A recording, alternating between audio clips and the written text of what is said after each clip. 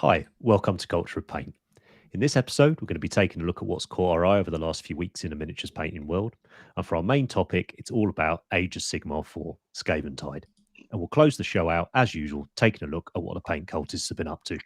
Now, Culture of Paint's aimed at a mature audience, so we might use adult language and discuss adult themes. So let's talk about paint.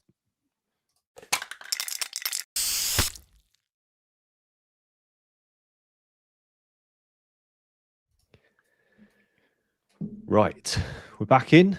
We're all fine. The chat's there. Lovely, lovely. Hello. Fab. Right. Well, hi, everyone. I'm Henry, and joining me, as usual, are Matt, Andy, and Rich. Hello, chaps. How are we doing? What's going on? Good. It's nice to be regular-ish again. So we back, baby. We back. Matt's been yesterday teaching me all about doing stuff behind. So hopefully we'll be getting the weeklies out. The regulars out. Very, very soon with me and Andy as well. So it should be fun. If you're not sure what I'm on about, check out the last episode. Lots of people in the chat. That's lovely. Familiar names and some new ones. All those Age of Sigmar fans coming in, thinking, they're talking about something other than Space Marines. Might watch them. Well, be nice episode for them before we get back to usual. So let's crack on. Last few weeks, what's caught our eye? I've had a belter, so I've been quite greedy and had a couple. Oh, what the fuck? Unbelievable. Yeah, well, he made him, he can have him. It's true. Right? Is that the rules? And Matt didn't have a pick this week, so it evens out. It's fine. Don't worry about it. Right. So I can get my computer working. First up is... Yes, right. First up is one of the favourite accounts I have found of the last few years. Of recent times. Love this person's stuff. So he described themselves as clean grimdark. It's just he's got this brilliant undead witch hunters warband that he's doing. So this model's like a Skaven model as a base, and then he's done loads of work to it and stuff. Yeah, and he's done a phenomenal Necromunda board, which is made up of God knows how many, 100. I don't know, of those cargo container things. I put it in our group chat the other day, Andy. It's the one that it's like fucking 150 containers. Right. It's inside and it's modular. So good. It's my favorite. So good. It's one of my favorite Instagram profiles. It's just brilliant, right? So everyone that we talk about in feature will pop down in the description, so you can go and give them a follow if you like what you see. But yeah, this one's just I haven't found an account I've wanted to trawl back through for ages. And this week I found two, so it's very that's what I did for my pick. I trawled. It's very grim, crispy, nice, isn't right? it? Yeah, right. Just he does. There's and it's not just it's it's variety, but it's sort of both the settings. It's the Age of Sigmar setting and it's the 40k setting. And this model doesn't particularly show it off, but a lot of their metals are all NMM as well, which is quite unusual, I think, not unusual, certainly not necessarily associated with something if you say grimdark to somebody. But again, I think it's just a brilliant example of grimdark does not mean shit paint, cover it in streaking grime. There is a world of difference, right? It's not to many people. Right. It should just create atmosphere, right? Does it? That's it, right? It should evoke the setting, right? Or your interpretation of the setting, and there's within that you can have the really weird expressive stuff, and then the slightly cleaner, like this guy's, and Johan's stuff, Jeff Vader's, he did for years. It's just clean painting, but it's automatically it's evocative of that sort of grimdark 40k atmosphere, I think. So big fan. I could gush about this channel for an episode. One thing I really like about their channel, their Instagram, is their photos are always really nice. Yeah. I know it seems like a really little detail, but it just, when you're scrolling and you just see really good quality, you're like, I don't think it is. It isn't there's our particularly good, aren't they? And the sandstorm thing coming in. Have you seen it against the thing? But I think presentation it is a very important part of grimdark, right? Of sharing grimdark work. Whether that's your sort of, you think of maybe your MIGs from Iron Sleet, and it'll be on a nice old wooden roll top desk with a glass cloche and all those sorts of things, or it might be that really dark or black background, and then loads of washes, enamel washes, and mega high sort of contrast with a finish and stuff. Super cool, but they've often got that extra level of effort for presentation, haven't they?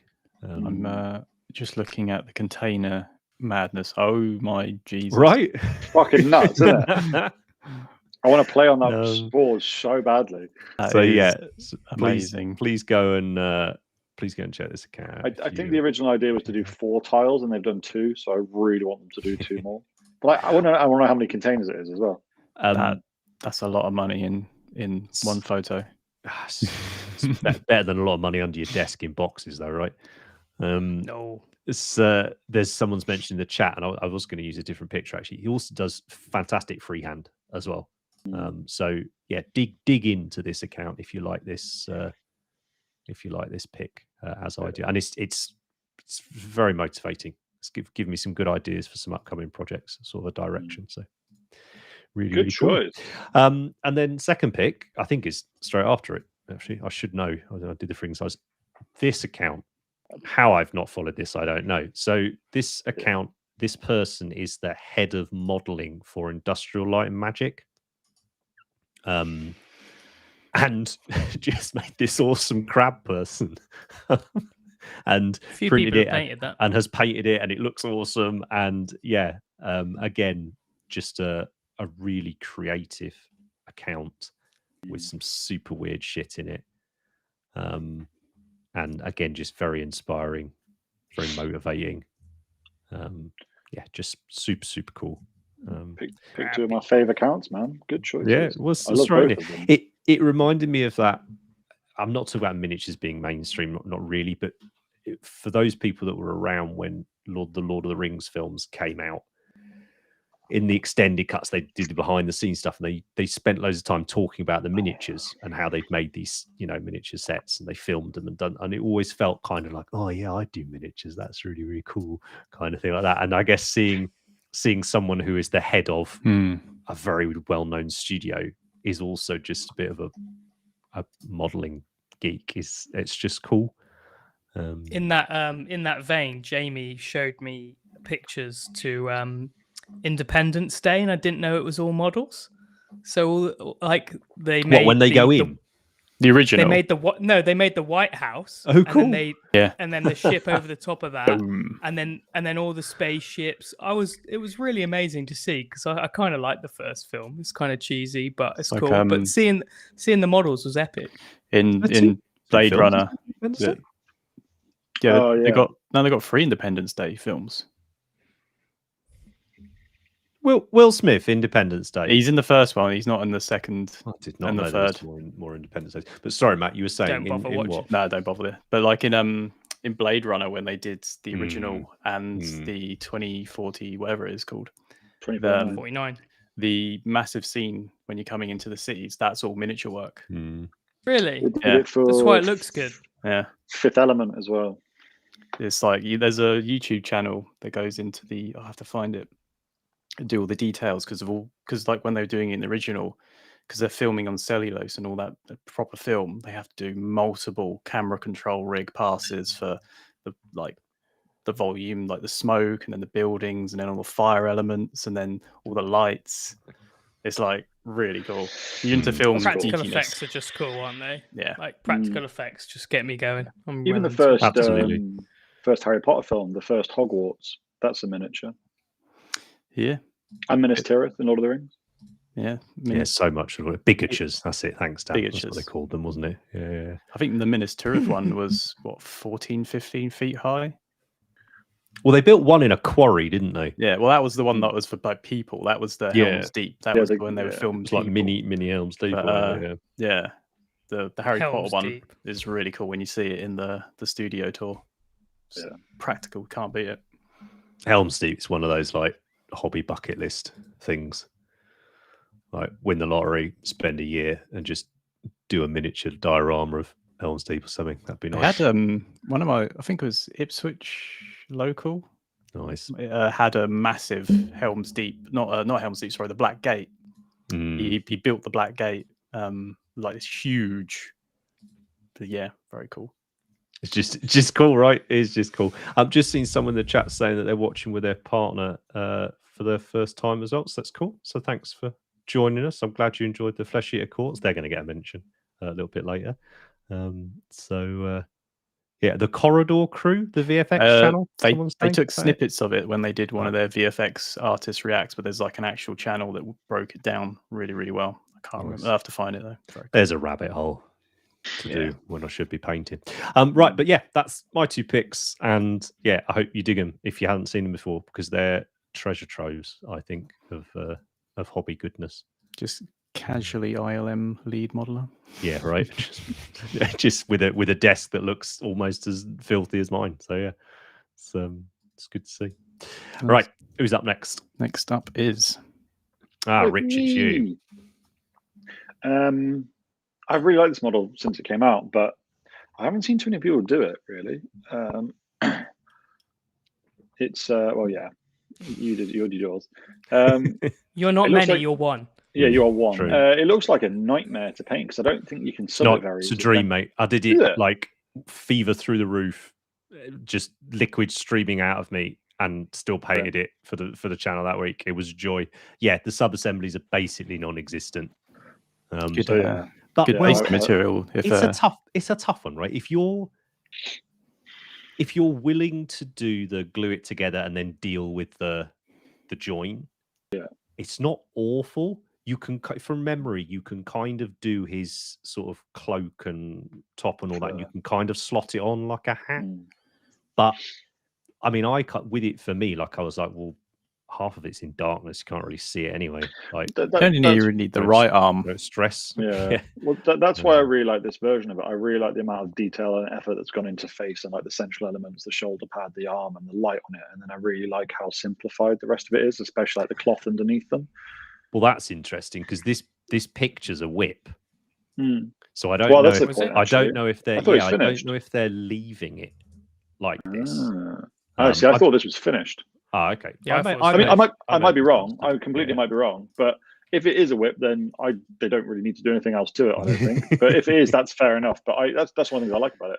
I just like the color. I mean, they're one of my favorite painters anyway, so that's probably the reason. But I just thought, being completely honest, I've not seen too much in the hobby world that I've been kind of getting really into lately. So when I saw this, I was just like, "Ooh, this is a bit of me." Actually, I really like it. So I'd never paint that fur.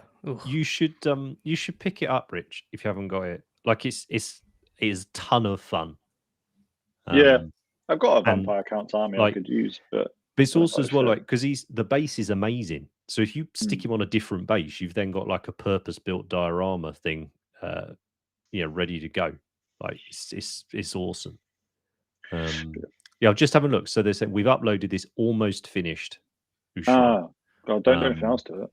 So I don't know. But no, I had the same thought as you did when I saw it. I was like remember Andy talking probably a year or so ago. We did an episode where you were speaking. I think what painter were you speaking about? Was it Dave Colwell? Maybe how you were saying how he renders things to different levels depending how close it is to the focal points. And I think when something's this big as well, you can actually do on his camel. That was it. That was it. Yeah, sculpted and painted it softer in the back. Cool.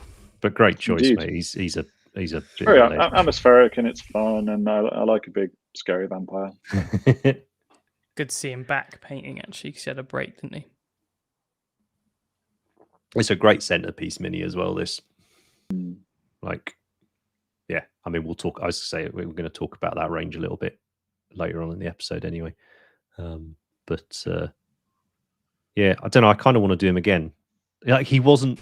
He was fun to paint, even feeling rotten. He was just fun to paint. I don't think I've ever painted a character model quick. Yeah, he was. Yeah, he was. That was it, I guess. Like that whole range was very rewarding to paint quickly and stylistically. Okay. Yeah. Or stylized. I don't think I've ever painted like a character model and then gone and then thought, oh, I really want to paint that again. It's more for me. Ever. Like it's to say, well, I didn't do it in the best frame of mind. Well, yeah, I get it. It's just But, interesting. Maybe we should talk about it at some point in the future. Is just like painting the same model. I would never ever do it ever. Oh, you see, I'm right the opposite, and I know Andy hates it. So I think maybe that is an episode in the future. Well, What You're do I always hate? like, been done, innit? Been done. Never do the same thing. Been done. Move on. Yeah, but Like, Andy does what it are you 4 doing? times in the time it takes him to do one of them. Yeah, So it's true. To be fair, you told me you hated it a while ago. You may have completely changed your mind and may now love it. I don't know. What, doing the same thing twice? Yeah. I would do Sigvald again because GW gave us 6 days to do that, which was cool. So I do Sigvald because I really like that mini, and also mine is absolutely screwed now. Anyway. Oh, he went shiny, didn't he? Yeah. Yeah, and all dust stuck to it. But yeah, not many models I would do twice because it's difficult. How about doing you, them Matt? once. Because you sort of said you don't want to do the same things for comp painting, right? You want it to be. Yeah, you have to do something new. You can just take what you learn on something and apply it to something else, and you'll do it better. Fair. So I don't know. I think you should just paint goblins forever. Plus, if I've Be happy. If I painted it once, I probably hated it, so I just don't want to ever paint it again. I think that's probably it, isn't it? Like, there's tons of stuff I'm not happy with, but I'm like, oh fuck it, I failed it that time. Let's just move on and put that energy into something else. Yeah. But this was a mini that I enjoyed painting, and think I would enjoy it even more if I had another go at it. If that makes sense. I'd be too difficult for me to paint that big fur cloak. I wouldn't know how to start. It's got a lot of bits in it, like a lot of skulls and heads and bones and rib cages and it's you think you finished, and then you spot that you've completely missed one. Another skull. Another skull. Right. Yeah. But it's a hell of a sculpt as well, though. Like, I don't think we'd really seen anything sculptor, like that before. I don't believe so. Not David, is it? I don't know. He's quite good at saying things on his Insta, isn't he? I'll have a look at that. On my own. Move the slide on, Matt, and Andy. You talk about your pick, and I'll have a quick look at his account. It's my pick. Damascus steel. This is really old. So yeah, did this Damascus steel a long time ago. Yeah, this is really old, but I was just going through Hugo's account because he does some really cool sculpts, and I remember he did a sculpt that he gave away as a file you could download, so I wanted to download it. Anyway, I just thought this guy's, he's a sculptor, and we don't really shed enough light on sculptors in general, and he's only got about 5,000 followers on Insta, and he doesn't really paint. No, and when he doesn't really paint, he's painted about 2 minis on his account, and this is one of them, and it's so good. So yeah, I don't know when he did this. Maybe it's a year old, but I just thought it was so cool, and just wanted to show it. Really, yeah, he sculpted it and painted it, of course. Does a lot of sculpting for Big Child. This was sculpted for someone's workshop, which is annoying because I really want a copy. I'd love to paint this. But yeah, he's done some really nice little busts. But if you check him out, there's a bust he's done that you can get for free. So yeah, worth checking out. But yeah, I really like his work. That's about it. Nice. There you go. Albert says Hugo's insanely talented. He's a sculptor, but he paints 95% better than other painters, which is true. Yeah, accurate. I thought it was just beautiful. That Damascus folded steel looks very hard. Yeah, that's to get it that natural looking. Yeah, I really like the sword, but I really like the chest armor as well. I like, I like everything about this, and it's so cool. He sculpted and painted it, so what a guy! All rounder, gotta love an all rounder. Yeah, but I really want a copy. High end all rounder as well. Yeah,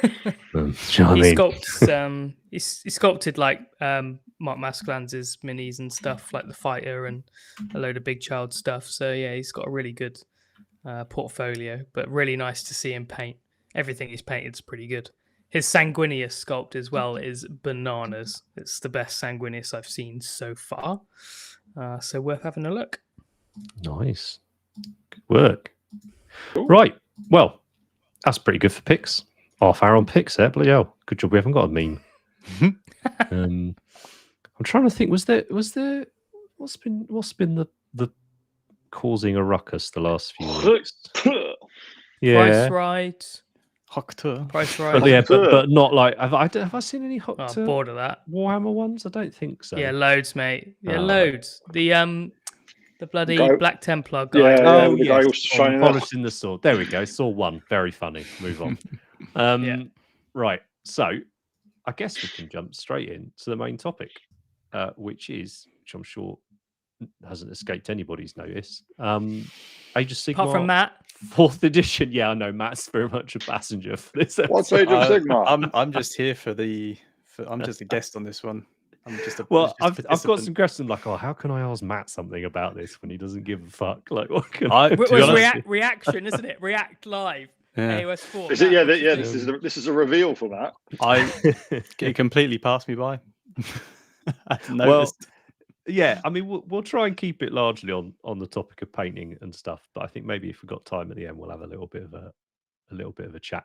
Is that because Matt's 3D printer is too busy going burr? As released. It's been going burr. You've been enjoying it though, right? You've been banging out some beauties. It's getting very high on fumes. It's great. Been killing some brain cells, definitely. It's like your levels of nutrition are low enough as it is. You don't need like. At least he's getting some nutrition from the resin. Plus some trees. Oh dear. Anyway, enough about that. SKAVENTIDE, Age of Sigmar 4. So yeah, new edition of Age of Sigmar 4 launches this coming weekend. We got sent a review copy, and you'll have seen on the channel we've been doing some tutorials and whatnot for it. Got a few more coming out over the next week or two as well, which is cool. But I wanted to just have a little chat about it really, and because it's for what we now 9 years in, something like that. To Age of Sigmar. Age of Sigmar? Well, it's 4th edition. More, innit? And they get Holy shit. three. Anyway, we're Was many it 2016? years into Age of Sigmar, and I felt that particularly on 2015. There we go, 9 years in. So Pink, we've talked very often on the show where we're like, the Age of Sigmar miniatures are amazing. Like, what are they coming out with next? Like, we're regularly picking AOS models as being like some of our favorite work from Games Workshop. Well, it's got nothing to do with a game or anything like that, but it's as painters and hobbyists, it's what we dig. So just click the slides on that. I think I've got a couple of sort of standouts from AOS, and this one particularly, the Free Guild Marshal for Cities of Sigmar. I think marked. If we did an episode on Cities of Sigmar, I think this was the moment we shifted into the next era. I think for me, with the style, both sculpting and painting and presentation and vibe and everything. What else we got? I think the frog's in there as well, isn't he? Oh, big old. It's on my desk at the big moment. Big pig as well. There's really no end of amazing centerpiece minis, right? And correct me if I'm wrong, Andy, but you haven't, since your sort of Luminous stuff, you haven't really dived into army stuff for AOS, right? It's been quite a while. Nah, because I've got a Sylvaneth army and I've never used it. Yeah, well, right. But you have in that time got really excited and found a few single miniatures, right? Or, whether they made it through to completion or they were certainly, inspiring enough, right, to get. Yeah, for sure. For sure. That's kind of all I'm interested in. I've got the Marshal on my desk at the moment. So it's a good sign, I feel, that a setting or a range of miniatures can cater to sort of quite a broad, slice of painters and hobbyists. Because I don't feel that 40k particularly does that, or certainly hasn't seemed to have been doing it as much for the last few years. It's not to say there aren't great miniatures for 40k and all the rest of it. That's not what this is about. This is much more about, it feels like AOS is almost everything that comes out. You're like, fuck me, that's really cool. Like, whether or not you like it. Yeah. There's more expectations on 40k stuff. So I guess for me, like things like the Lion and Azrael were disappointing. Where there's things like the Slan and the Free Guild Marshal were just like, wow, blew me away. But yeah, maybe the expectations are too high because I kind of grew up loving 40k and then not as interested in it now. But we'll see. Hopefully, there's some Phoenix Lords to change my mind this year. But pressure's on. But I think it's a discussion that I think has happened quite frequently. I see it around, and generally, I think the consensus tends to be that the AOS sculptors have more freedom, in the sense of they are not tied necessarily by what has gone before when it comes to a creative process. And at the end of the day, I think that the races and the factions within AOS are probably significantly more diverse than 40k.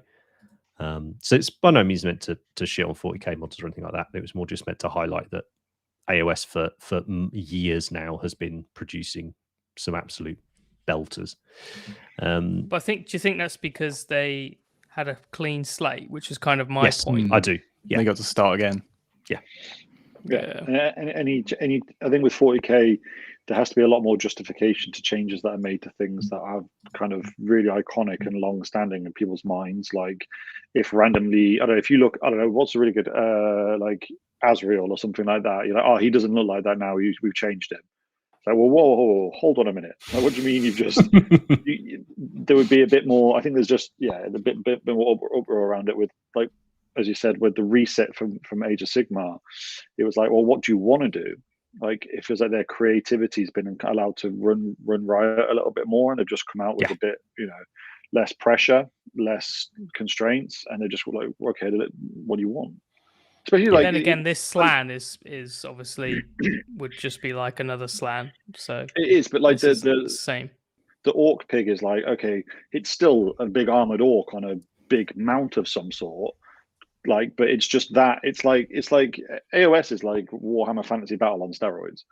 It's just that, but to like a new level. Yeah, and that's a really interesting one because I'm quite deep back into old world fantasy at the minute, and sort of certain miniatures translate very well backwards, as it were. So AOS miniatures work very well for fantasy, but others don't. But I feel like what they've managed to achieve in AOS over the last, and certainly not from the start, but over, say, the last at least 4 years, the life cycle and a bit of the last 4 years, is you've got ranges of things like the Orcs or the Gloomspite Gits come to mind particularly, and the Skaven coming up, which have a very strong identity. Warhammer Orcs look like this, Warhammer Goblins look like this, and then what they've been able to do, not to use a very boring phrase, but they've turned them up to 11, right? Like, it's the Gloomspite Gits. They were like, okay, Night Goblins are pretty cool. Do what you want. Mushrooms everywhere. Squigs, yeah, give them as many squigs as you want. Flying squigs, great. Spat squigs, and just keep throwing it at them, and you end up with this caricatured version almost of a Warhammer Goblin stuff. But then those ranges are sitting, so Soulblight, Gits, Slaves to Darkness, what we were just talking about a second ago. The Orc stuff is sitting alongside completely new stuff. So your Lumineth, your Ideneth Deepkin, your Karazron Overlords. It seems to be able to achieve a balance of both, right? Of reimagining very, very strong 30-plus-year-old archetypes and completely new things. And I do find that pretty exciting to look at. So they don't rank up, Dan. No, you're right. It's almost as if they didn't consider what people with square basing would be able to do. It's almost as if they don't give a fuck at all. But we're talking about round basing. So when AOS dropped, we got a completely new faction, the Stormcast Eternals. Space Marines. Yes, or Sigmarines, as I think a lot of people call them. I think, quite clearly designed to fit the same niche, right? The the paladins, the exemplars of the supposed goodies. You need a big armored warrior to stick on a poster and entice children in. But you don't need. You only need like 40 of them, and you got an army. Yeah. These look pants compared to the new ones, don't they? Now I haven't looked at them for a while. Well, yeah, they do. But we saw with last edition an evolution in the Stormcast, and we spoke about it on a previous episode. How it was almost quite unusual for such a young range to get quite such a dramatic sort of upgrade so quickly, and it's been very nice to see that continued over into this edition. I think if you whether you like the settings and all the faction is sort of irrelevant. Like, I think objectively it's hard to argue that the Stormcast that we've seen for the last 4 years are just these cool paladin, good chaos warrior type mega humans, right? Amazing, if you dig them, you dig them. If you don't, you don't, right? Whereas these are fucking goofy, right? There's no two ways about it. The original ones were not cool. But the new ones, the new Liberators, as Matt I think just pinged onto, were they cool for when they released? I think they were. No, I disagree. Here we go. I disagree. I liked them when they came out. Let's do it. They were very different from anything we had actually seen before in any fantasy. Different GW. to what? Or GW, yeah. Because like when Sigmar first came out, it was a very different branch off from fantasy. So seeing like completely the opposite end of sort of that fantasy scale I thought it was quite nice. Yeah, I agree. I if I think of like the old world, for me it's like fantasy novels. You've got all your sort of regular things. So you got orcs, elves, humans, dwarves. It's very generic, isn't it? Not in a bad way, right? Yeah, not in a bad way. It's a very comfortable Western Tolkien-esque. Yeah. Right. Whereas this was the first, for me, that first step into things that were slightly a bit more like, I don't want to use over the top, but like high fantasy. High fantasy, thank you. So yeah, that's what I'm trying to get at. The old world for me was low fantasy. This is more high fantasy. And just for me personally, high fantasy's always been my bag. Like I love Magic the Gathering and like World of Warcraft and all that kind of stuff. So it was those same races, environments, whatever, but it was always just dialed up to 11. So for me, when these came out, I love the idea of there being these giant, like almost undead dudes that ride the lightning to come back to life to fight forever and ever. I thought it was wicked when they came out the first time. I loved them. I thought they were lame Space Marines. Le Shock. There was definitely it's interesting. There's a bit of a disconnect, I feel, between the really cool characters you're describing, Rich, and then what we got, which for me felt like Playmobil. And I tried to get on board, right? I was a very positive hobbyist around the release. I was a massive old world or Warhammer Fantasy collector and painter and enthusiast. But when AOS dropped, it was like, okay, get on board. Let's enjoy it. Let's do it.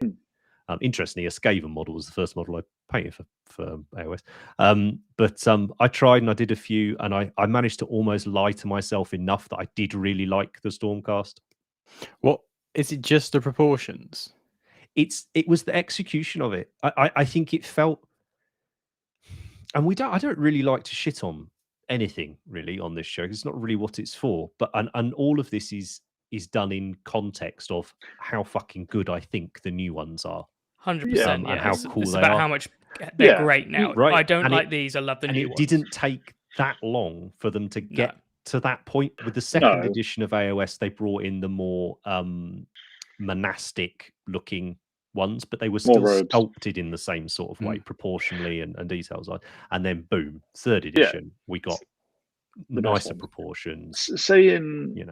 Saying you don't like something isn't shitting on it though. It's just it wasn't like your particular flavor. No, I agree. But I was also being rude then. I do really agree. Like, these were not the pinnacle, and they are a lot better now. And every iteration that they did, I think they did improve. Even like when they did it last time around with what were the orcs that came with them? The Cruel Boys. Cruel Boys. When you got like the Angel Lady, she was an incredible model, and the proportions changed from that to that. the new ones are better, but for me, there was still okay. Their proportions weren't incredible in this one, and they do look very chunky and a little bit toy-like. But the idea was there for me. I liked the idea of it more than agreed. anything. Like, Absolutely. was it the best iteration of them? No, but the new ones, yeah, absolutely. But yeah, it was just the idea of it I really liked. Yeah, and it is that. So 9 years old. I mean, come on, if you're 9 years old, you ought to have an identity and like as a game, as a setting, like there needs to be an identity, right? A design language and all the rest of it. And I think there is now. I don't know. Part of me wishes they took a year or two longer before dropping it to get it, because they were so clearly very nearly there with it. But anyway, it is all to say that we have a fantastic looking new quote unquote good guy army, and I think context is so important with all of it, not just looking at these miniatures as an army rather than individuals, but also within the setting. With the release of Cities of Sigmar, you now have the good humans and their superhuman helpers, and then with Chaos, you have the quote unquote bad humans and their superhuman helpers. And I feel like that's a very, you've got Space Marines and Imperial Guard versus Chaos Marines and Chaos Cultists now. Yeah. Right. And it's cool. Mm. I think these are just great. But how nice is it? And someone's mentioned in the chat about the painting, how it's interesting. And Games Workshop has spoken about this on Warhammer Community. There's about 1,000 articles with this new AOS, but there's a few really, really good ones where they talk to the various members of the design team. So they talk to people like Max Falage, who was in charge of sort of a lot of the overall design, sort of concepting of it, and then they talk to the sculptors and they talk to the painters, and they go into a bit more detail onto why these aren't shiny gold for this edition and why they chose to go silver and age it up depending on what the character was. And there was a lovely bit where it was very nice to hear the different departments working together. So the painters kind of went, look, we kind of want to make them a bit more grimdark. We found this really old John Blanche drawing from the original concepts of Stormcast, which again, I thought that was great to reference John Blanche's work on it, considering he's no longer part of the company and all the rest of it. And then the background guys came in and were like, oh, well, this Storm host are kind of like what you're talking about. I didn't realize it was based on the John Blanche thing. So John Blanche did the majority of the concept work for right. it. Yeah. But it's obviously forgotten a bit because I think they didn't come out looking anything like. Well, also it was 99 years ago. Maybe we blinked and it's gone. Maybe just someone got the scaling wrong on the scanner, and that's like, oh, Jordan's done something really weird here. Are you sure of this? It is a good point. Like with the new sculpts, though, just like the knee and like lower leg on the new ones is just so good comparative to like the old ones. Like, look at those knee pads. They did not skip leg day. Yeah.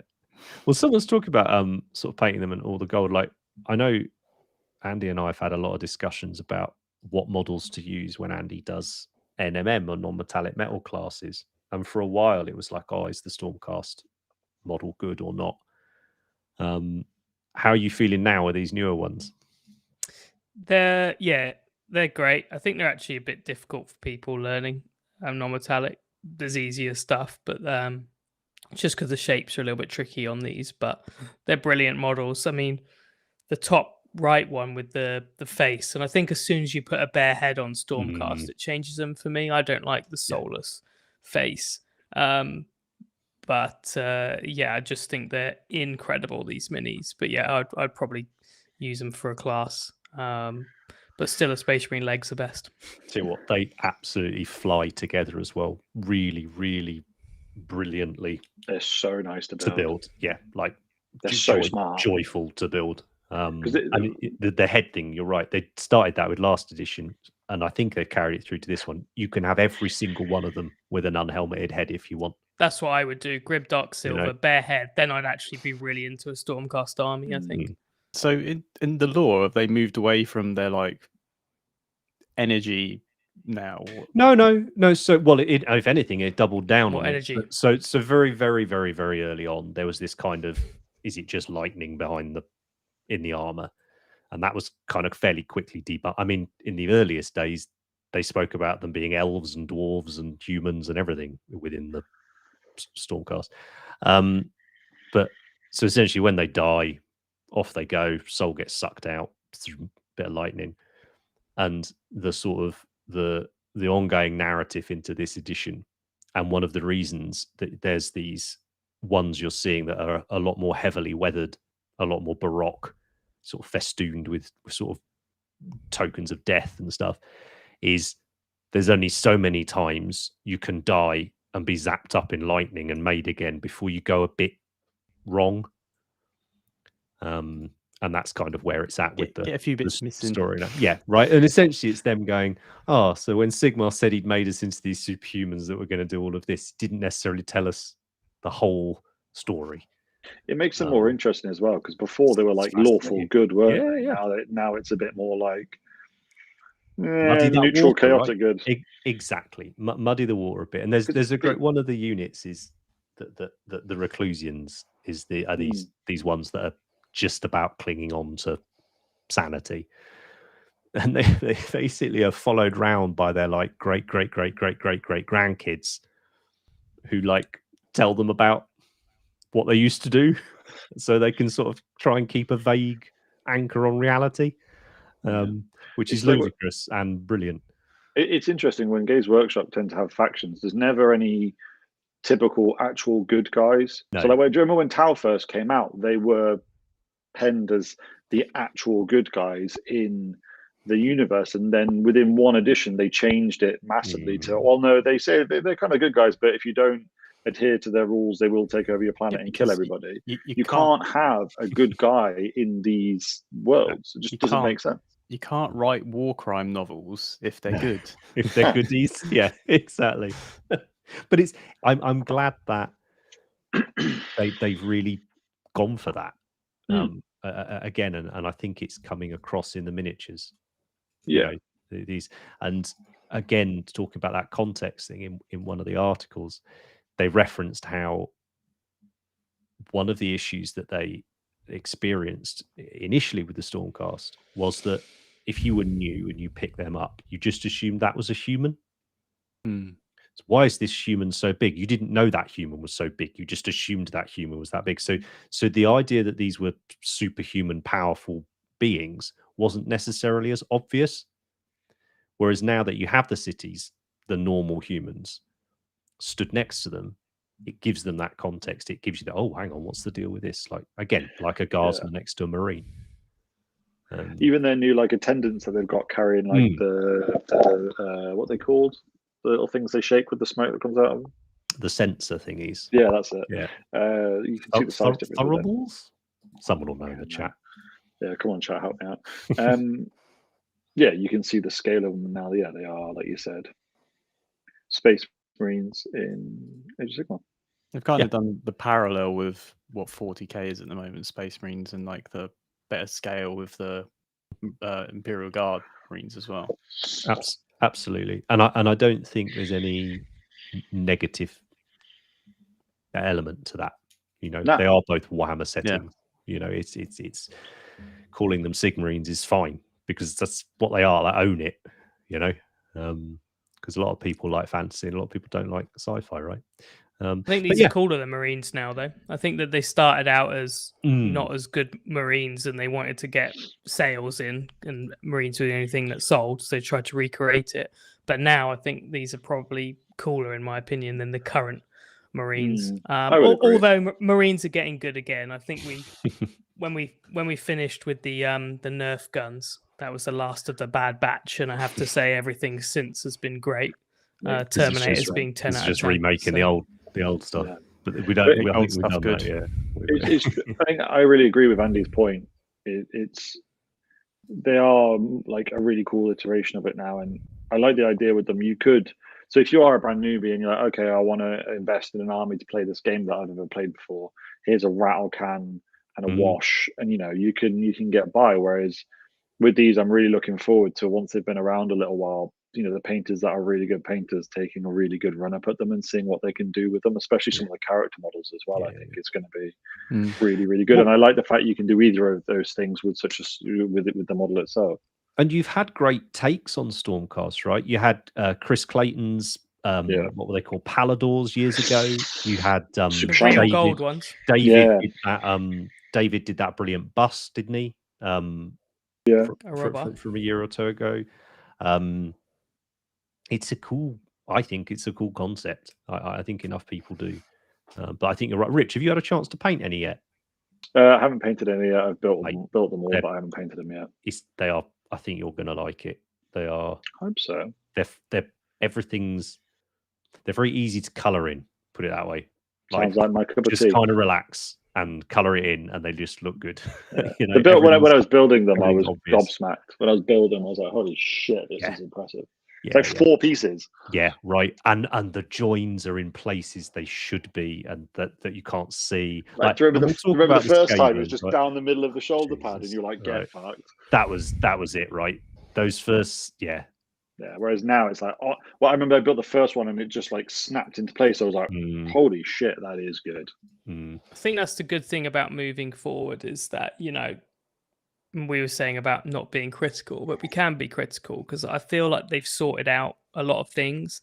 And I didn't like the old Stormcast because they're a bit wide and chunky, proportions were off. And then Primaris Marines were looking a little bit goofy. But I feel like they've taken that on board because they're just not doing that anymore. And we had perfect ranges with the Lizardmen, Cities of Sigmar, and then now the bigger ranges like, the Marine Terminators are so good. And Scouts. New Marines are good. Scouts. And then, these Stormcast are great. So we're not going to go backwards and have models with bad proportions. So I think that's kind of over, and everything moving forward from GW should just be fantastic. So kind of super positive about everything coming from them moving forward. And I can't wait to see some Stormcast kits that are like the multi-part kits, because these are obviously the first thing in the new edition, and it's going to be crazy seeing new characters. This is a good question for you on that. Do you think they will get their own multi-part version of this kit, or do you think not this kit? But I'm talking about new stuff like okay. I want characters because I because if you see the amount of characters are in this box, and if you look back to the old Stormcast ranges, it was like the Primaris Lieutenant, but on steroids, wasn't it? It was like every 2 weeks. It's like, this is a brand new dude with a lantern. This is a brand new dude with an axe. So the characters will be cool. Yeah. Well, we got some slides of the characters coming up. Just to touch on what Andy said, then I absolutely want us to be critical. I really do. I just wanted to pull myself up on. I think I was just being rude and hyperbolic and a dick. I don't want to do that. I don't want us to become that podcast. I'm a bit critical. We get our clickbait titles from. No, I don't. Yeah, I just don't want to do that. I think that they felt a little toyish before, which is what turned me off. And you want them to be as cool as a miniature can be. But when they do look like little toys, it's kind of like, I'm doing this hobby and I don't want it to be that lame. So at least they look less toy-like. It's really important. Just look so good looking at them again. It's the one with the bare head, the hammer lady. She is standing out to me. It's just the posing, and they've all got shield or hammer or 2 hammers. It's just great. Not to be super pedantic, the only thing that still bugs me that makes them a bit toy-like for me is the size of the hammerheads. It is ludicrous. It is ridiculous. Yeah. If they were like small, like Cities of Sigmar hammers, they got that fucking bang on. Stick some of that on these, and you've got grimdark perfection. Right? It's the easiest way to make a Warhammer mini look cool is put normal sized weaponry on them, isn't it? Yeah. But Matt, I think the next 2 slides show the character, the Lord Veritant, I think he's called. Yeah. So Andy was saying then about looking forward to what character it is. Jeez. So this was the first. Was this the Lord Veritant? Yeah, it was the Lord Veritant. And he got. It's not good. It's the Grifhound's cool. But if we have a look now at the new Lord Veritant that's in the box, wow, that is a vibe. That is an absolute glow up of 2024. Right? It's pretty big. But again, here you can see that thing I was talking about. Those sort of the imageries of death. So you see how the shoulder pads, rather than being a lion's head, it's a lion's skull. Because they're getting closer to more brutal to true death. Really, they're being more skulls, more evil, which is lovely. I mean, that just summarizes why I don't like the old ones and the new ones are cool. But yeah, well, it's amazing. I do wish a lot of them they were holding less things that were just like torches, though. It seems like they can't think of anything else to put in there. How are you going to burn stuff down? I had luck, mate, because they are doubling down on the flamey stuff. It was in one of the articles. Jesus, is there nothing? They got nothing else? Just everyone doing like a buddy thumbs up instead because they can't think of anything else to do. Hey, look, the age of the tactical rock is over. The age of the flame, the torch is the flame and the torch, right? I like flames. They've got better at them. They used to be very, but I only don't like them because I can't be fucked to paint them. It's not because I don't actually think they look very good. It's just because I'm a lazy prick. That's the one. that's the because they put all that fucking detail on the sword. You can't just shave the cunt off, can you? Yeah, exactly. You can't just spray it silver and fucking get on with your life. Yeah, but yeah, the flames are quite something. But yeah, I think to sort of wrap up the Stormcast bit. The cloak is really different as well. Like how they've now the dynamics in the cloaks. Yeah, would be my what do you call it? They so bad that first I don't know why it's tickling me so much, but it really is that fucking. What does it look like? It looks like the white ghost from Ghostbusters. I don't know why. That's what it reminds me of. It's not brilliant. It's not as good as a new one. The cloaks are a lot better, Matt. But one of the Rich talking there about sub assemblies and stuff. I haven't built that character yet, actually. But if it's anything like the Reclusian models, I don't know how the fuck you're meant to paint the cloaks, because they've got like two cloaks on. They've like got a dressing gown on, and then they've got a cloak. Yeah, it's ridiculous. I've built and I don't know how you're meant to get in and paint it. No idea. Especially it being white on the inside and black. Right, and the sub-assembly doesn't. Fuck are you supposed to do with that? Yeah, I'm not quite sure what. Break out the Ulfwan, just layer after layer. Yeah. Oh no, you can't get your brush in there. Do you know what you should do?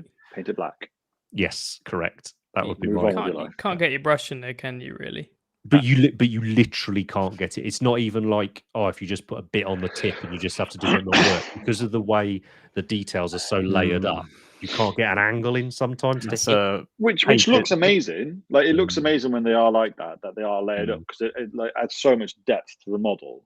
But like, I want to know how the fuck they did the inside edge of that cloak and how long it took him and how many times he threw it against the wall. That is painted separately, then glued on, then mold line, milliput. About that. It's going to take a while. Yeah, that sounds like too much. I guess for an army, a person who just wants to color them in and get them on the table and have some fun, it's not a problem. And I suppose for the very high end painters, if they like the model enough, then they can paint it, as you said, in subs like that, and then assemble as you go. I know some painters don't like doing that, and others don't mind it. But I think the people in the middle, the people that are maybe wanting to try and produce like a high end army paint job, it's impossible. It's tough, man. I kind of see myself sitting in that bracket a little bit, and there's a couple of times where I've looked at the miniatures and be like, wow, these are amazing, and then put them together and be like, fuck, it's still amazing, but oh my giddy, I was looking at how to paint I can't remember what it's called, the character on Buckbeak, the hypocrite fella. Chicken Boss. And I was looking at him and I was just looking, what the fuck do I do first? Do I spray the metal first, then mask it and spray the rest? Do I spray the coat first? Don't get me started. Yeah. Well, that's right. I mean, we might as well talk about it. Like, I completely agree with you, Rich. Like, I was all up for doing like a spearhead of Stormcast and this, and then looking at it, I was just like, do you know what? It's not. I can't put the time it needs in to do it like that. And we'd been planning for a while. Like, all right, Andy, why don't you do the Chicken Boss as a like sort of very high end character paint job for an army? And we got the model, and it was like, nah.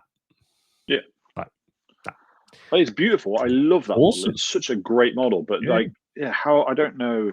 And talking about like motivation, I built everything, and then that was the last thing that I built. So I built all the Stormcast and was like, these fly together. This is going to be a piece of piss to paint, and actually paint well, because just the sculpt and the pose and everything like that. Like, okay, this will be pretty easy, because even like keeping the shields and helmets separate, all that kind of stuff, like easy money, no worries.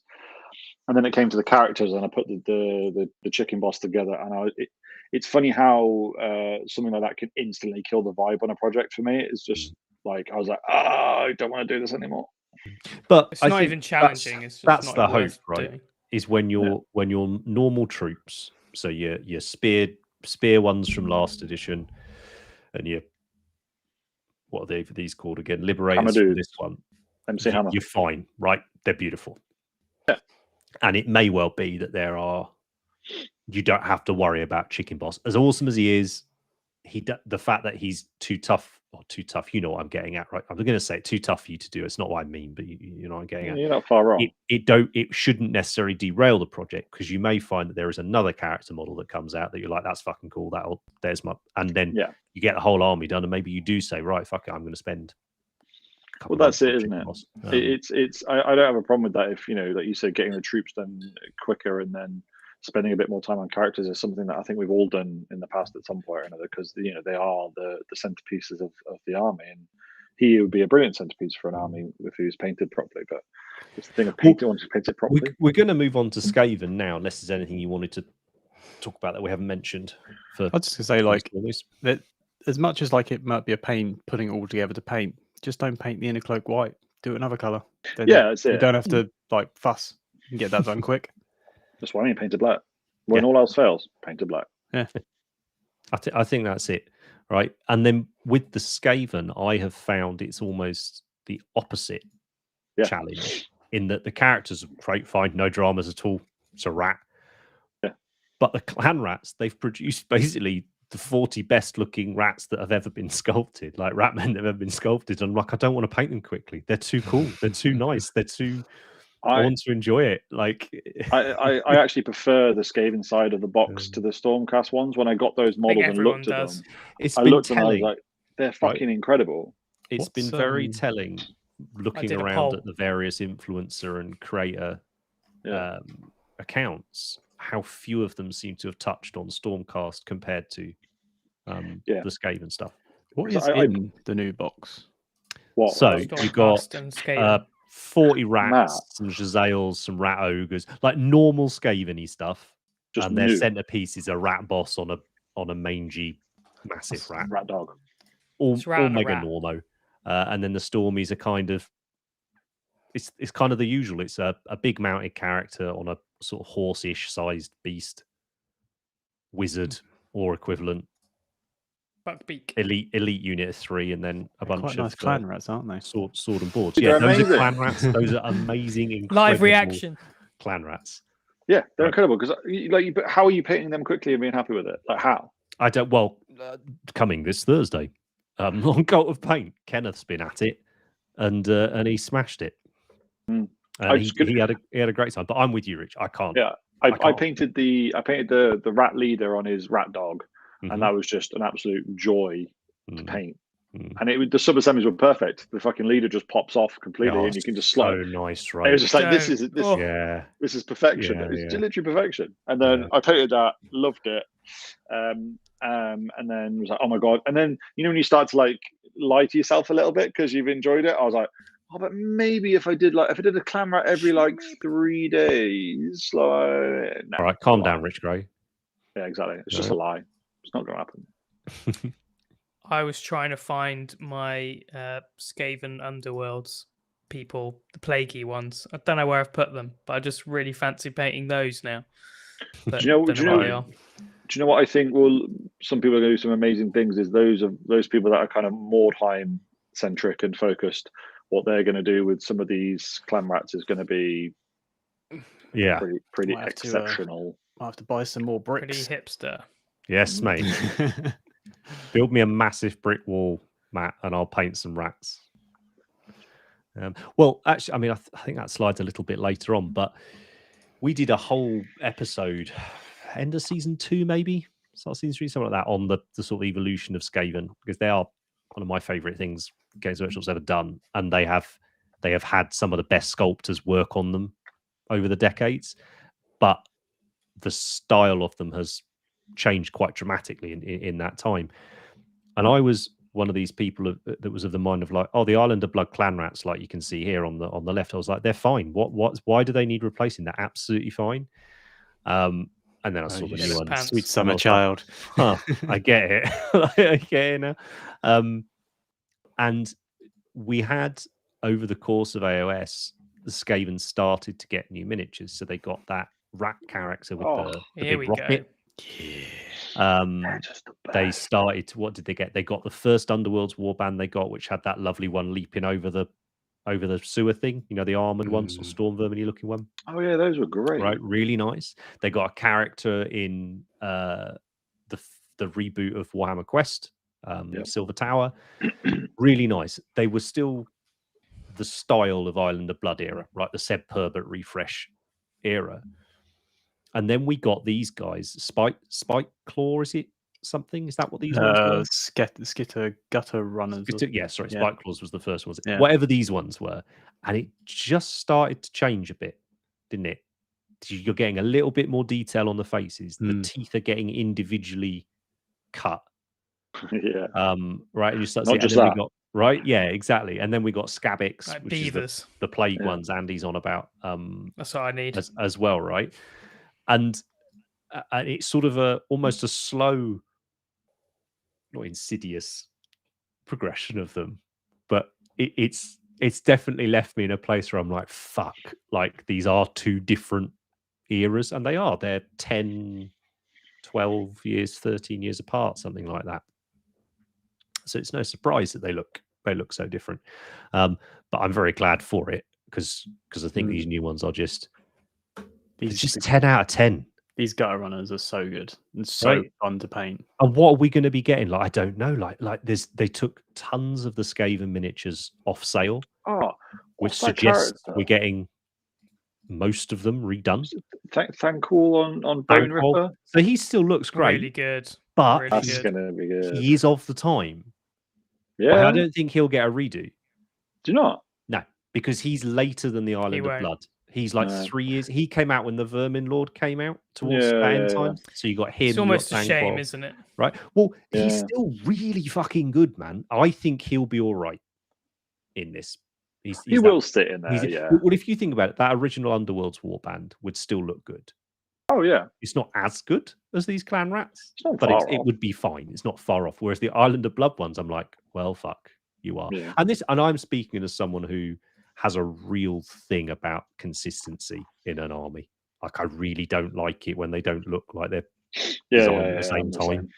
And one of the issues we always used to have with Warhammer Fantasy armies was because there was so long between updates, often the technology or the production schedule had moved on so far that you ended up with these incredibly disparate ranges. And it feels like 40k is the same, but hasn't it felt like the last few years, like they've really brought pretty much every single faction across the two settings? I wouldn't say for both. Do you not think for AOS? Yeah, but like look at Eldar in 40k. You got like the swooping hawks next to but it's coming, right? But and we spoke about this, I think, when it was the Eldar, about how there was a period of time where they were very clear that they wanted to make new things. They didn't want to retread old ground. They wanted to give you new stuff.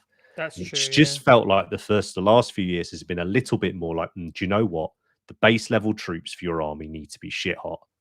Yeah, I'll agree with and things need to match up a bit. Yeah, I don't know what it is, but it just seems like in AOS at the moment, they're doing more as a collective group. Like when they do a release of it, they're going, okay, yeah, we're going to do all of this at the same time, so you don't get that problem. Like with the Island of Blood stuff, you still had the old Plague Monk models floating around, like with the new Island of Blood things as they were at the time.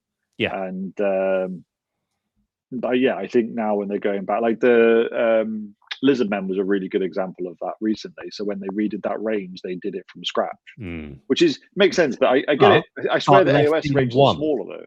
What did they left in? They left in the Temple Guard. skull, so far, dinosaur helmet, so far, right? But like it was rather conspicuous by well, being that's like what I mean. They can't have done all of it and not done that. But I think it's because the AOS ranges, I swear the AOS ranges are actually smaller than the 40k ones. Like if you're going to redo Eldar, how many different fucking units are there for Eldar? Loads. Yeah, absolutely. But with our ratties now, we have just unbelievable sculpts. And I wanted to, we sort of kind of talked about it more broadly, haven't we? About the game and the development, but I wanted to dig in a little bit more now to do with the paint. So we touched on it with Stormcast. There's been this conscious shift to paint them differently. They're not just coloured in now; they are clearly painted differently. And I don't know whether this is a simply an evolution of Heavy Metal Studio as painters get stronger and more varied, in what they're able to achieve technically. But I'd have to assume it comes from top down, and I feel like the Skaven in particular have no right being painted as well as they're painted for a fucking I was horde just thinking army, that, right? like, that one on the right there with the tail coming back is unbelievable. The sculpt and the paint is unbelievable. Right? And that is a 2-part model. Yes, that is too good. Now, the joins, I must admit, on some of the Skaven are not... are they not? They're not... How the fuck else were they going to do it? 2 parts. Every single... Oh, well, yeah. I've not built any of the comrades yet. Like, some of the joins are a bit like, out with the Tamir extra thin, give it a quick dunk. Yeah. That's fine. To help out. It's fine. It is fine. But like we were saying about how the Stormcast are basically flawless. Like the rats aren't. Bigger though. But it's not. Yeah, it's not an issue. It's not a problem. Easier to hide organic stuff though. But yeah, exactly. But the having painted 3 or 4 of them now, it's just they're lovely. They are a bit like the cloaks we were saying on the Stormcast. They're a little bit awkward getting up in the chest area, up in their business. Because they're all obviously a lot of them are very hunched over, and they've often got things dangling down to get. Love that though. But the paint. Now I think it happened with either the Soul Blight or the Cities. I think it's the Cities of Sigmar when it really changed, and I can't articulate how I think it changed. I think it's steady progress, to be honest, with that. Do you think it's just perhaps more obvious or more apparent when you've got normal looking things, men and rat men? I think it's just in general a bit like what we're saying about the proportions. They kind of realized, let's make the proportions more realistic. That's cooler. That's kind of done tick. And I feel like since they started doing things like battle damage and just opening up the techniques and the style, that they've just rolled that across everything really. So I think they're like, rats, they're kind of grim and dark. We probably shouldn't do them perfectly polished. Let's do lots of scratches and damage on the metal and things like that. So yeah, I think it's just progress really. That's my opinion anyway. Yeah, that's a fair play. Albert's saying in the chat, I think I disagree with this to a point. He's saying it's not about the detail but about the dynamism. Yeah, I agree. And I think well, my counter to that is the first gen Underworld Skaven were more dynamic. They were leaping over things, they was doing stuff, but particularly that muzzle area was still the sort of beaver teeth, or more the beaver teeth style of minion. Both progressed, right? Yeah, I think so, and that's the. I'm not saying it's a good or a bad thing, but I think it's very noticeable when you're painting these new ones. That they are detail wise, they're very similar in that what there is on the models, like that basically hasn't changed. It's just there's a lot, I guess, because of the technology, there's a lot less of those areas where on the old models, if there was say a shield held close to a body, you'd often have a weird like plastic sort of infill. That's the word. There's a lot less of that. So like all your details are just that little bit crisper. To do, and on top of that, they're all significantly more dynamic.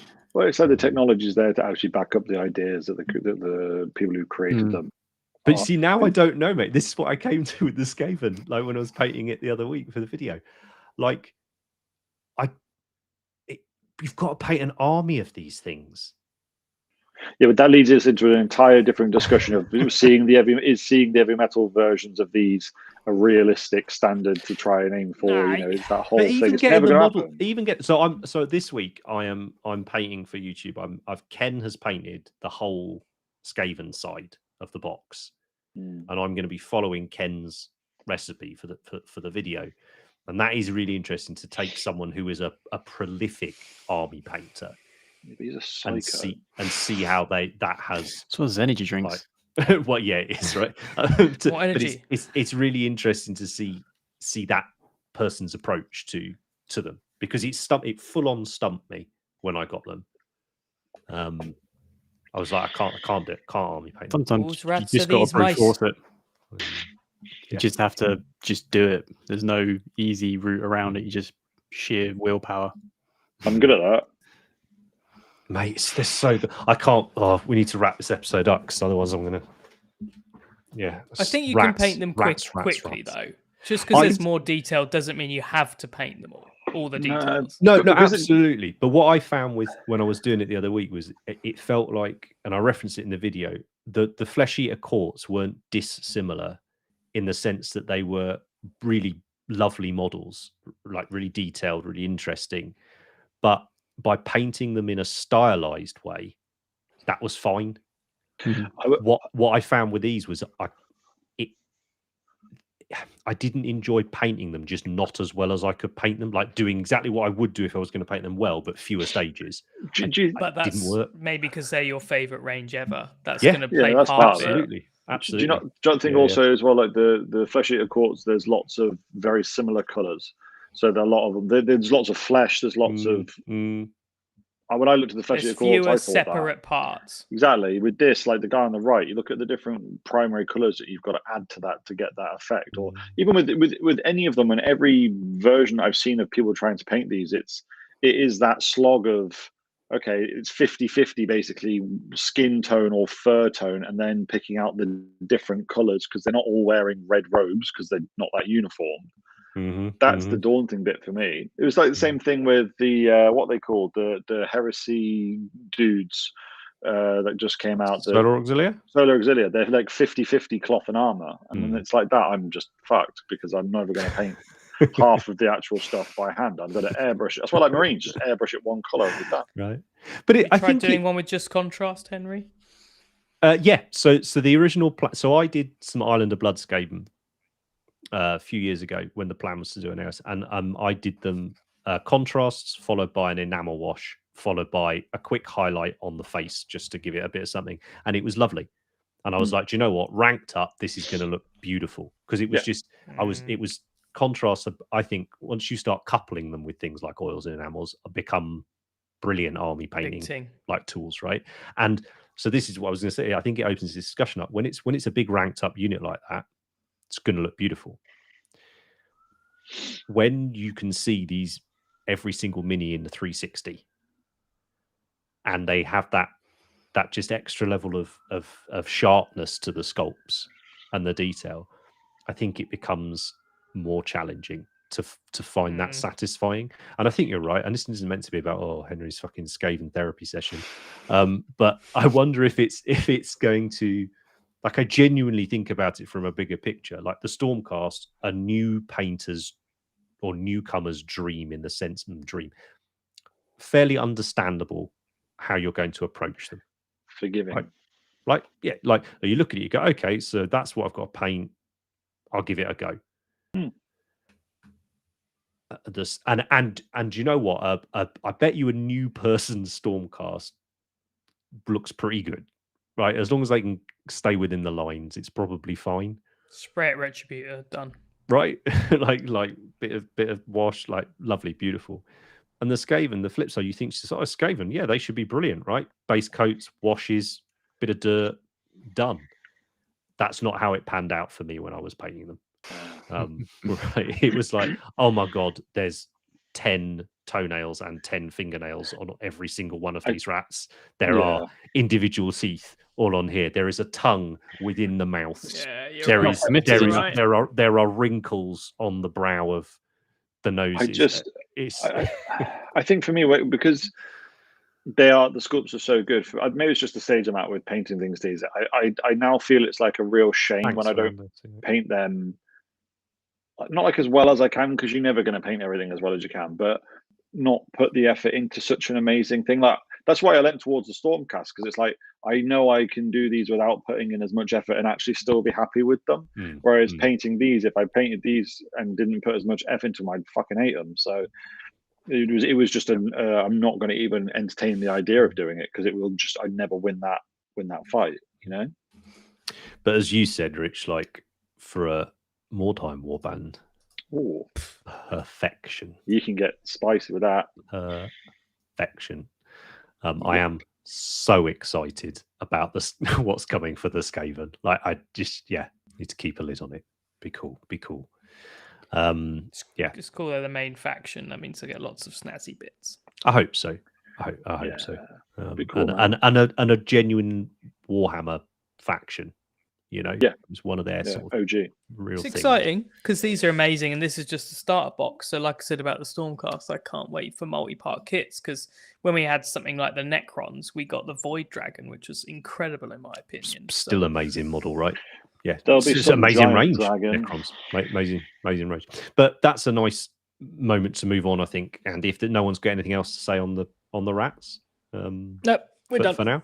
So talking about and talking about what's coming really, and what we're excited about seeing. So Age of Sigmar 3rd edition. So we saw Cruel Boys. It's a completely new orc faction.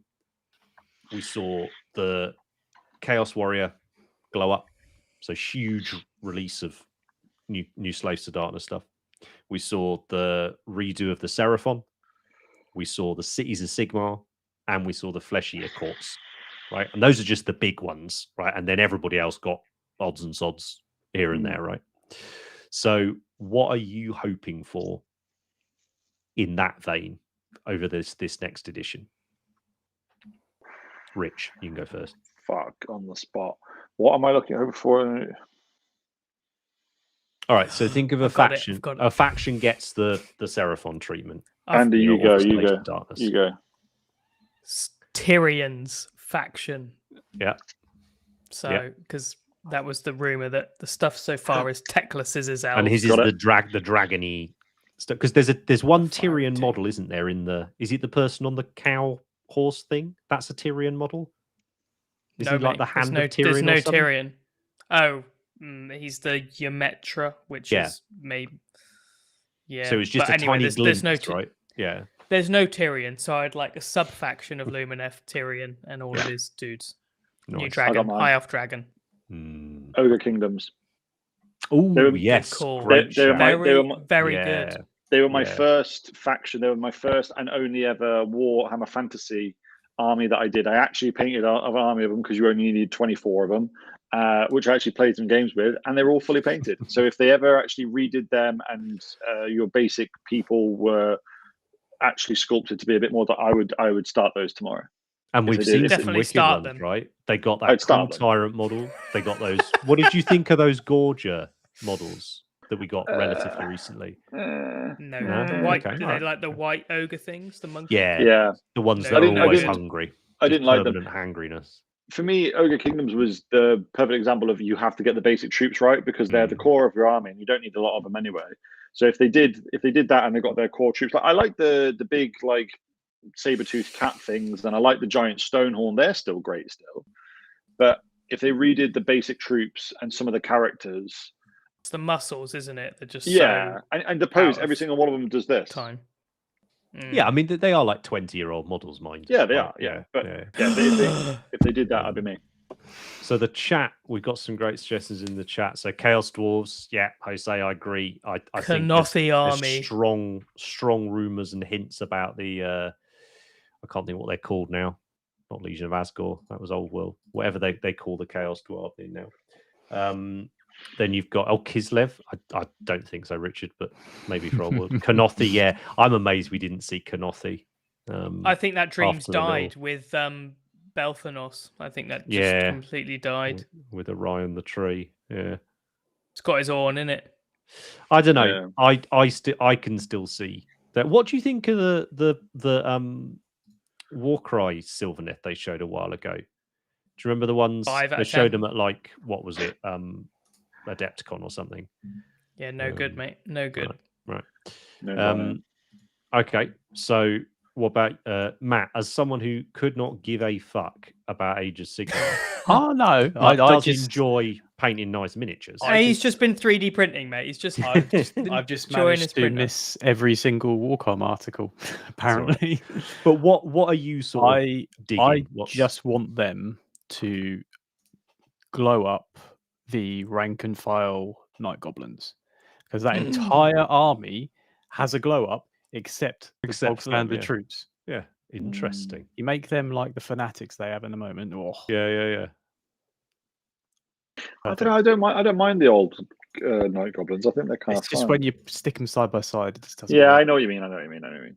But they were made to look one cool, sculpt, though, ranked up, Yeah. you know. But no, those glowed up would be a very nice little. What are you saying, Henry?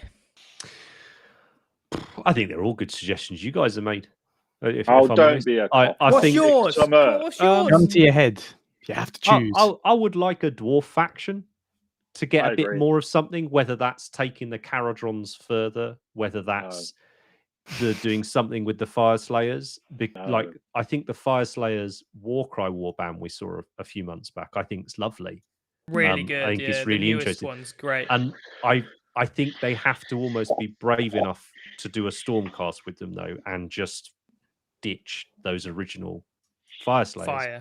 Yeah, and double down and go the way. Whether they will, I don't know. Or a completely new dwarf faction. For me, up until the old world came back out, I was getting a lot more. I was always enthusiastic about Age of Sigmar, but I was getting a lot more happy about Age of Sigmar because we had Age of Sigmar Chaos, we had Age of Sigmar Goblins, Age of Sigmar Orcs, Age of Sigmar Humans. All these factions. The dwarves felt like the missing last piece. I'd agree with that. Yeah, I think for me, Seraphon were the surprise package of AOS 3 for me. I wasn't expecting the amount they got. I wasn't expecting the thoroughness that they got. Who's that? Sorry, I missed it. The Seraphon, the lizards.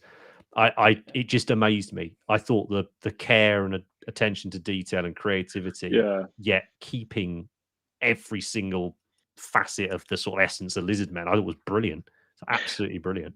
I would quite like to see if they do another. Because we had like Cities of Sigmar. I would like to see them explore the human side of AOS again. Yeah, and see if they do that in a different way. Because that was so good that time. We did get the weird thing you always get with Games Workshop, it seems, at the moment, the last sort of decade, when a new edition is coming, we get these series of books or this campaign that wraps up a cycle.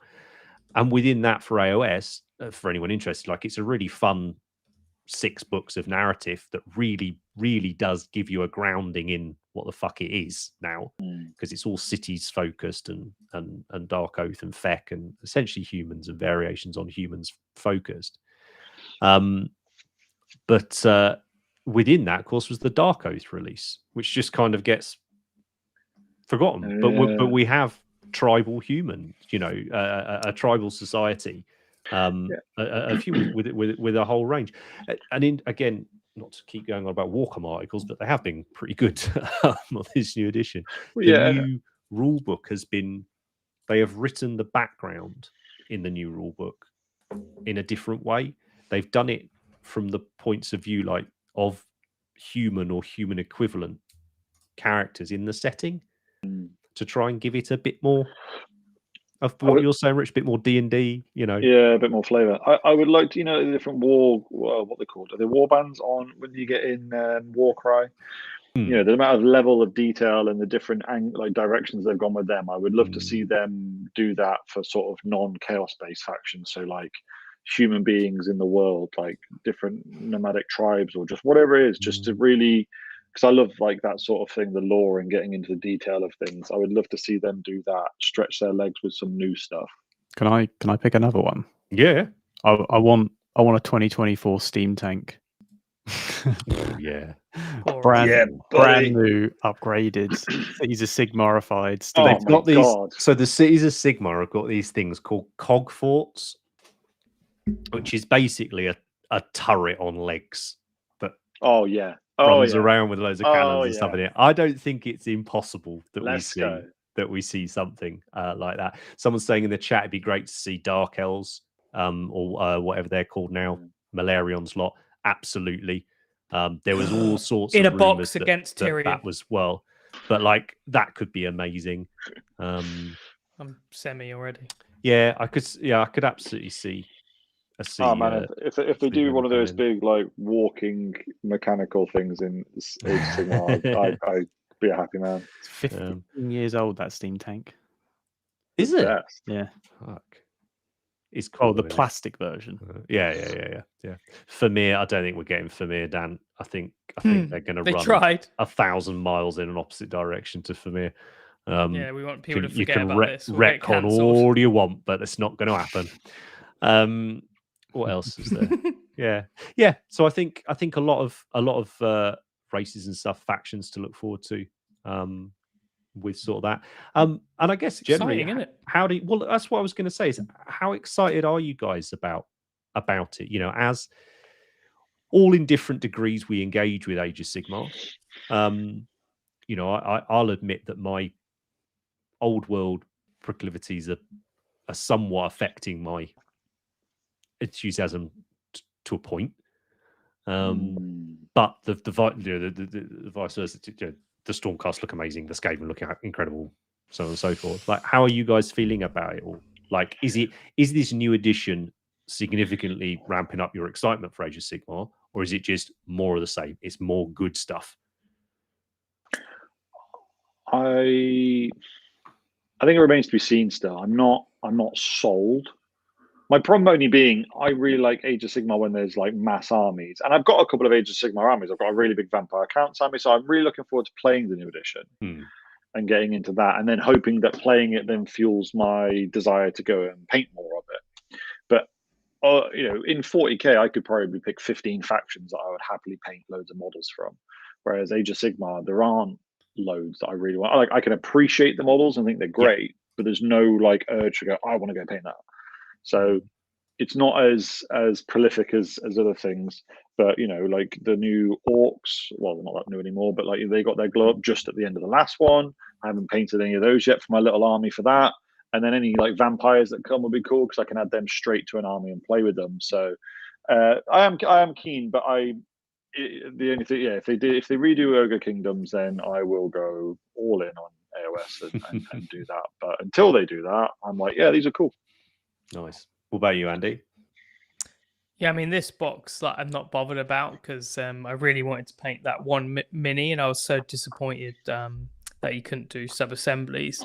But I'm excited for any character models that I can just paint as a display. That's what I want. And we had so many incredible ones with the Marshal and the Slan, and yeah, just looking for any beautiful centerpiece that comes out. And you know, I was disappointed with the Stormcast that it wasn't going to be nice to paint. But the last Stormcast character on the big wingy thing that they're getting rid of, that was amazing. So they'll probably do something that big. And I like the Stormcast guy that has the swirls around him and the two hammers. So I hope he gets a refresh. So he's a very important character in the background. I think it would be cool if he got a modern. But like I said, when we're talking about the improvement, everything they do now is pretty awesome. So yeah, any cool characters. Yeah, I've got a couple projects I want to do, but there's nothing that I'm super excited about, and I'm just waiting for some character model to kind of blow me away, really. So looking forward to it. I'm sure there will be one this year. Fair. And Matt, has this chat got you excited? Now you've actually seen. Now I've actually seen the release. I mean, I don't Skaven, mate. I don't play. Yeah, I don't play the game. Just no. But like, I'm loving all the new stuff that's coming out. It's giving me like loads of bits to work with to make projects. Just new little things, new little ideas that you can just spark into dioramas and stuff. But that's a little old scheme. So schemes.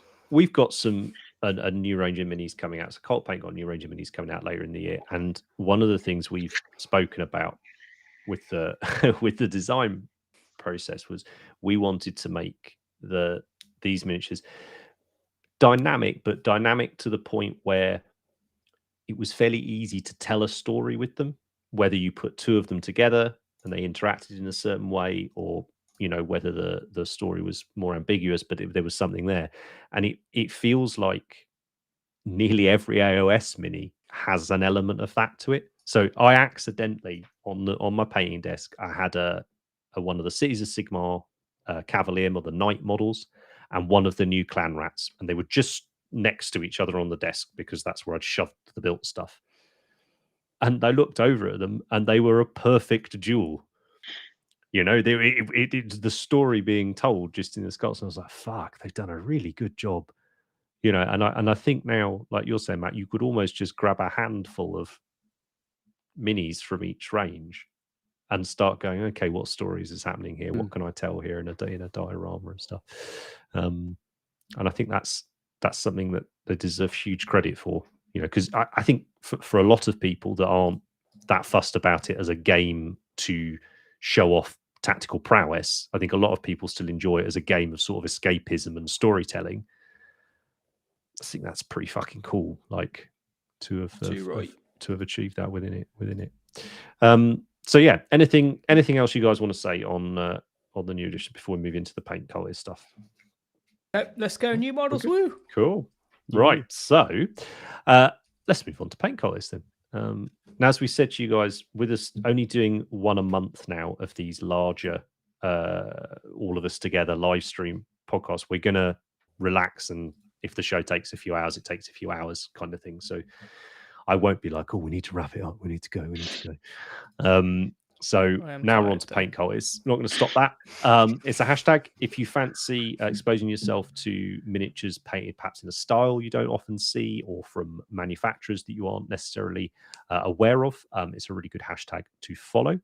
And there's also a channel over our Discord. Our Discord's always linked in the bottom of all our videos. It's not locked behind anything. You can just go and join it. It's a lovely little place to be. And there's a Paint Cultist channel within that as well. And all I do is just grab a few that jump out to me and share them on the poddy. So, which is what I've done now. And I hope I've made these slides correctly. Yeah, you did. I had a look. Thanks, Matt. Oh, that's really cool. It's so awful. So the one downside to the Discord channel is unless people put their social media tag on there, I don't know their social media tag, as I couldn't find Travis's one. But yeah, very active member of the Discord, wonderful painter, very encouraging, very helpful. MPO, right? Yeah, there's quite a few MPO things, unsurprisingly, I guess, within the Discord. But yeah, just cool. Is that school supposed to be that way around? Yeah. Why not? Why not? I mean, yeah, if poke you in the eye, mate. Or power. I don't know. I don't know. Yeah, because the teeth will go on the back when her shoulders up, right? Because the shoulders down. Oh, okay, fair. It's really well painted. Love it. Yeah. It's great. It's cool mini, right? Really like it. Yep.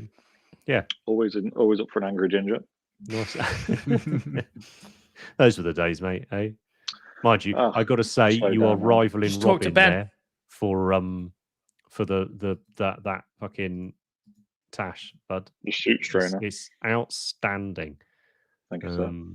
So I feel like you're off to fly like a Spitfire, right? I wish. Yeah. Tell you.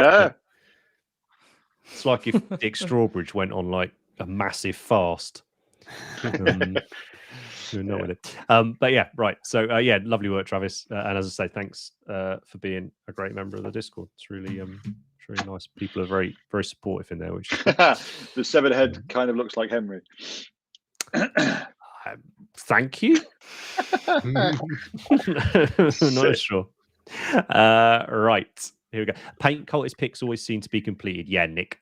I will very, very rarely will I ever pick a whip for the Paint Cultist stuff. Rodrigo's.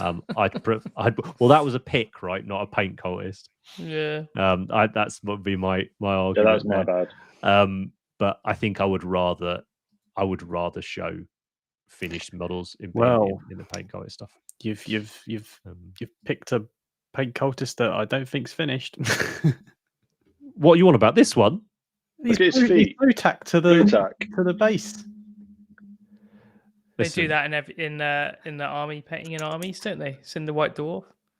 It's finished enough, Henry. It's fine, mate. Unbelievable. Don't worry. Unbelievable. Fuck you. All right, this is a new section. Ones to watch.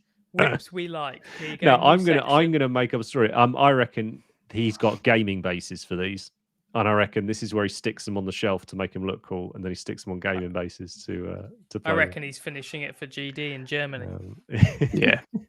Yeah. Well, there we go. I mean, go on, mate. You take it now, because I'm just full of shit. No, I'm good. So, I'm jumping on Lucas. Lucas, you motherfucker. This is not. No, right. I thought so. The post finally finished with these guys.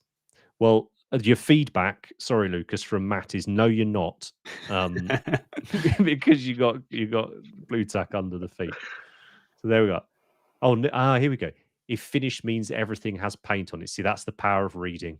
If I'd just gone blue tacked him in case he wants to tweak it, fixing 1,000 tiny things. So yeah, that's quite an interesting.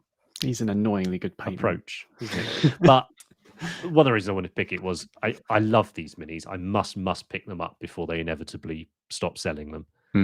Kalimar.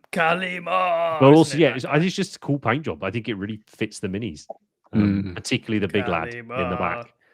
Kalimar's the best. Yeah, he does quite a few nice little vignettes. Yes, recently. Yeah, did the Kroot ones, right? Very cool. Yes, yeah, the Kroot, and the Skaven. But just the long Skaven, right? Nice account. So yeah, the tall gutter runner GD one. Yeah. Even taller than Matt's. I know. How dare he do the same idea and do it better? I know. Who'd have thought? Put Taller, in a sewer. Right. What's up next, Matt? Up next is what fuckery is up next that I've got incorrect? Yes, no, I haven't please. got. So the thing I've got wrong with this is this was posted in like April or something, but Instagram's a complete clusterfuck now with searching. It was for Olden Demon. Yes. Again, great account. I'm sure we featured them multiple times, but just that is the most human-like squig I've ever seen. Models of my youth. Yeah, it's kind of weird. It's the eye. I think it's the tiny eyes. feet. Yeah, the squig face looks like a normal person. Look at that, though. Red axe handle. I like the two tones of purple on the. It's quite subtle, isn't it, on the hood? I like the turquoise, or the jade thumbnails. Yeah, that's a thing, isn't it? Quite a cool. Did Dad start that when he did that old tutorial? Oh, I don't know. Is it a thing? Is it down his local nail salon? Oh yeah, too right.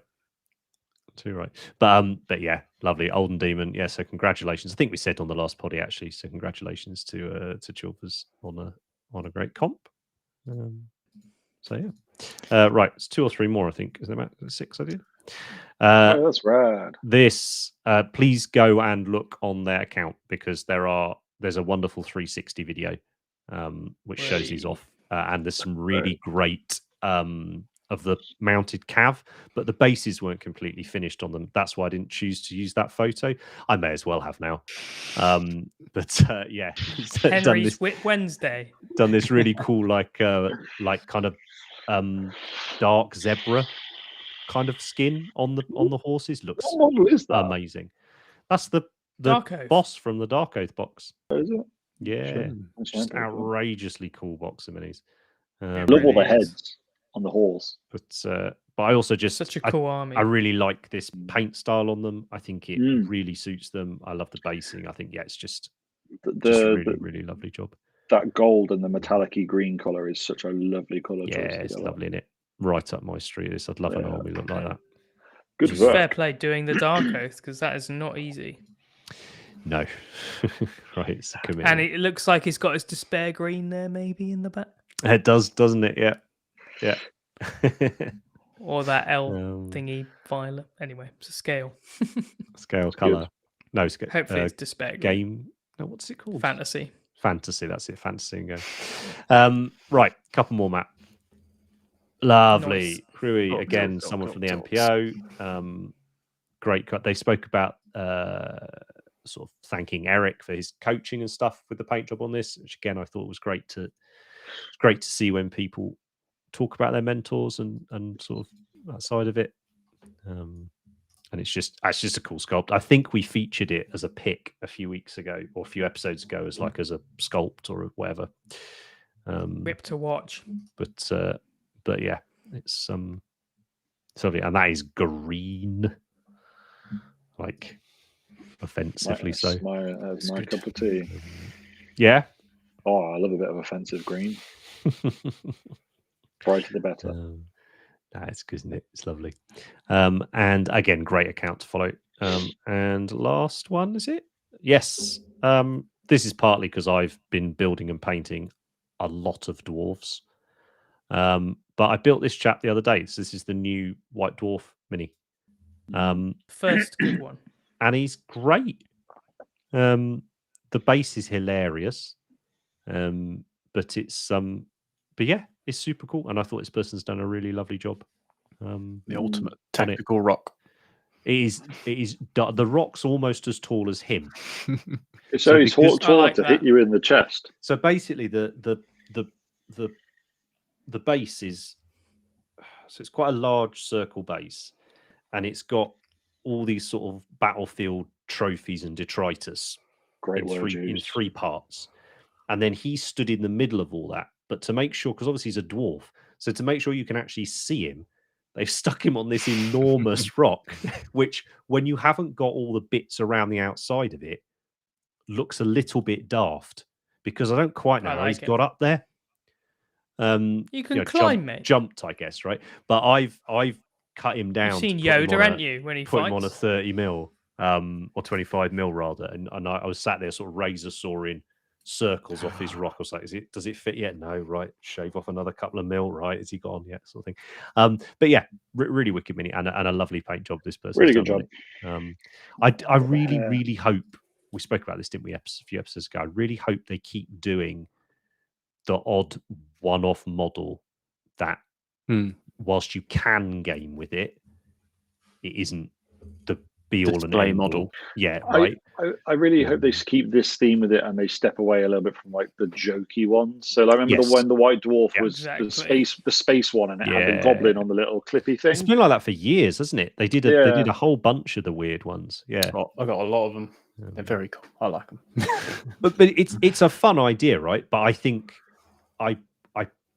the one with where they made him a squat, I didn't hate, with the goblin on the thing. But like they did one where he was just like an airplane pilot, and it just felt a bit of an odd choice. But nothing's worse than the bloody Christmas squigs, though. It's right, yeah. So, but they do them right, and I suppose it's a little bit like Blood Bowl, isn't it? It sort of sits outside of the setting, sort of alongside it. But yeah, I hope they keep doing it, and I hope they're of the quality of this guy. And also, he was on a weird sprue. The sprue was like tubular. Like that's what they do for the heroes as well. Oh yeah. So I don't know why, but it's a lot thinner. It's tubey. There seem to be fewer gates on it as well. Is it gates when they join onto the model? Yeah. Seem to be fewer of those as well. So I don't. Thinner and tubey. If anyone knows what the deal is with that, let us know. Maybe they're not made in Nottingham. Yeah, I don't know. Yeah, I don't know it.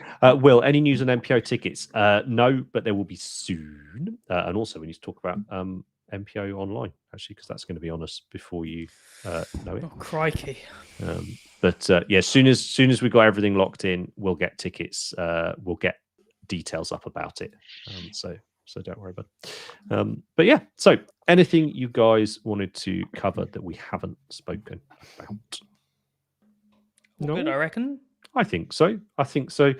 Everyone who's getting the box this weekend, I hope you love it. I hope you're very excited. I've got my gaming group coming over on the Sunday. We're going to play some 1,000-point games. I get to take the flesh eater courts out for the first time, which will be cool. Oh, that'd be cool.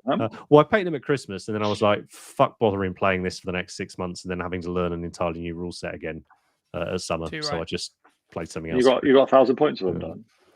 I got a couple of thousand effect done. Yeah. Nice, man. Yeah. Take some pics. Yeah, I will. So, and I'm very lucky. My gaming groups are, great hobbyists, all of them. So it's awesome looking games. Nice. So yeah, so everyone else who's getting it, I hope you have a cracking weekend with it. If you want to get in touch with us and you've got topic ideas, or accounts that you think we need to take a look at and all the rest of it, then we are reachable on all the usual social media platforms, as well as your website and email and all that shit. We've got some quite fun things coming to the website over the next few months, and I will probably do a little video talking about that soon. But it's I'm really excited actually to move the website in that direction. So it'd be good fun. So yeah, if there's nothing else, the chat's still there.